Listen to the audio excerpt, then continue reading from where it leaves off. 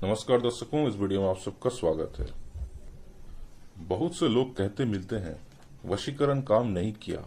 कुछ कहते हैं कि वशीकरण जैसा कुछ नहीं होता, या पूछते मिलते हैं क्या सचमुच वशीकरण होता है। इनके कारण है वशीकरण हमेशा ही हो जाए या वशीकरण क्रिया सफल ही हो जाए जरूरी नहीं होता। कोई भी षटकर्म हो, उसकी सफलता असफलता कई कारकों पर निर्भर करती है। ऐसा ही वशीकरण के साथ भी है। यह सही है कि किसी को भी वशीभूत किया जा सकता है, किंतु यह तभी संभव होता है जब उसे वशीभूत करने वाले की शक्ति उससे अधिक हो। शक्ति संतुलनकर्ता की ओर होने पर वशीकरण होगा और शक्ति संतुलन लक्षित व्यक्ति की ओर होने पर वशीकरण नहीं होगा। इसी तरह वशीकरण की पूर्ण तकनीक का ज्ञान न हो, केवल पदार्थ या मंत्र उपयोग किए जाए तो भी वशीकरण नहीं होगा, चाहे जितना मंत्र जप किया जाए। इस प्रकार वशीकरण आदि कई प्रकार के कारक पर निर्भर है। वशीकरण किसी विवाहित स्त्री पर किया जा रहा हो और वह स्त्री पूर्ण पतिव्रता हो तो सामान्यतः वशीकरण काम नहीं करता, जबकि यदि स्त्री का स्वभाव चंचल या विचलित होने वाला हो तो वशीकरण कार्य कर जाएगा। कोई पुरुष बहुत मजबूत आत्मबल का हो, बेहद आत्मविश्वासी हो और निडर हो तो उस पर भी सामान्य वशीकरण काम नहीं करेगा। कुछ विशेष ज्योतिषीय योग वाले लोग अथवा विशेष लग्न के लोगों पर भी सामान्य वशीकरण की क्रियाएं काम नहीं करती।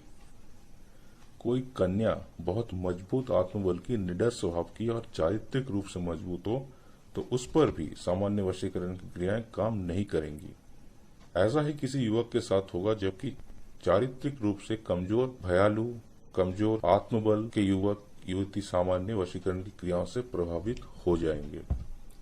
किसी व्यक्ति के इष्ट मजबूत हो, प्रबल हो, व्यक्ति उनसे गहरा लगाव रखता हो, किसी के इष्ट उग्र शक्ति हो और व्यक्ति उनकी नियमित आराधना पूजा करता हो तो सामान्य वशीकरण की क्रियाएं उस पर काम नहीं करेंगी। किसी व्यक्ति अथवा युवक युवती के कुल देवता या देवी प्रसन्न हो उसके परिवार पर और उनकी पूजा नियमित नियमानुसार हो रही हो और वह उसके परिवार की रक्षा कर रहे हों तो भी वशीकरण आदि षटकर्म सामान्यतः काम नहीं करेंगे, क्योंकि कुलदेवता और कुलदेवी अधिकतर शिव परिवार से संबंधित होते हैं और इनके प्रसन्न रहने पर कोई अभिचार कर्म नहीं किया जा सकता। यह परिवार व्यक्ति की सुरक्षा करते हैं तथा किसी वशीकरण आदि क्रिया के लिए बाधा उत्पन्न कर उसे असफल कर देते हैं। यदि किसी परिवार में किसी उग्र शक्ति जैसे दुर्गा, काली, भैरव आदि की स्थापना हो तो वहां भी वशीकरण आदि क्रियाएं काम नहीं करेंगी। किसी परिवार पर कोई आत्मिक शक्ति प्रसन्न हो तो वो किसी षटकर्म के प्रति परिवार को विभिन्न तरीके से सचेत कर देती है। इस प्रकार के लोगों पर वशीकरण की क्रिया करने के लिए बेहद सक्षम साधक, प्रबल तकनीक और पद्धति की आवश्यकता होती है। यहाँ खिलाने पिलाने, लगाने सुगाने की वस्तुएं काम नहीं करती, किंतु उन्हें भी तीव्र मंत्रों और पद्धतियों से अभिमंत्रित क्रियाशील करना पड़ता है। सामान्य टोटकों, मंत्रों, तरीकों से यहाँ काम नहीं बनता और अक्सर वशीकरण असफल हो जाता है अथवा इन पर कोई प्रभाव नहीं पड़ता। यहाँ प्रयोग किए जाने वाले मंत्र भी सामान्य न होकर विशेष होने चाहिए, जिन्हें पहले विशिष्ट अनुष्ठान पर सिद्ध करना होता है, जैसे ग्रहण काल, दीपावली या होली, और ये विशेष तीव्र अथवा उग्र शक्तियों का प्रतिनिधित्व करें, तभी ये वशीकरण संभव हो सकता है।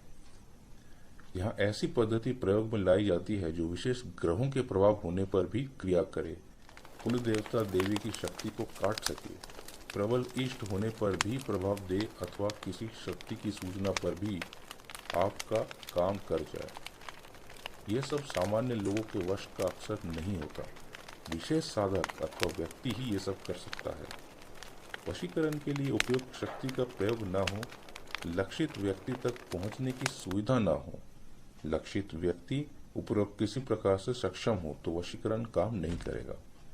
किसी पर कोई उग्र अभिचार पहले से किया गया हो, किसी प्रकार की वशीकरण आदि क्रिया पहले से की गई हो तो भी वशीकरण की क्रिया काम नहीं करेगी। किसी पर वशीकरण आदि की क्रिया पहले से हो या कुछ खिलाया पिलाया गया हो अभिमंत्रित करके, तो पहले उसे उदासीन अथवा निष्क्रिय अथवा न्यूट्रल किए बिना कोई नई क्रिया उस पर काम नहीं करेगी, या अगर काम भी करेगी तो उसका मानसिक संतुलन बना रहेगा, इसमें संदेह हो जाएगा। क्योंकि कोई भी क्रिया व्यक्ति के मस्तिष्क को प्रभावित करती है। किसी पर अनेक क्रिया कर दी जाए तो व्यक्ति उलझ जाएगा, अस्त व्यस्त हो जाएगा और असंतुलित हो सामान्य जीवन नहीं जी पाएगा।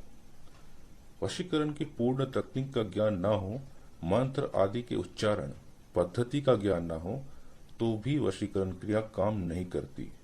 इन सब बातों का ध्यान रखने पर ही वशीकरण सफल हो सकता है, अन्यथा असफल हो जाता है और काम नहीं करता।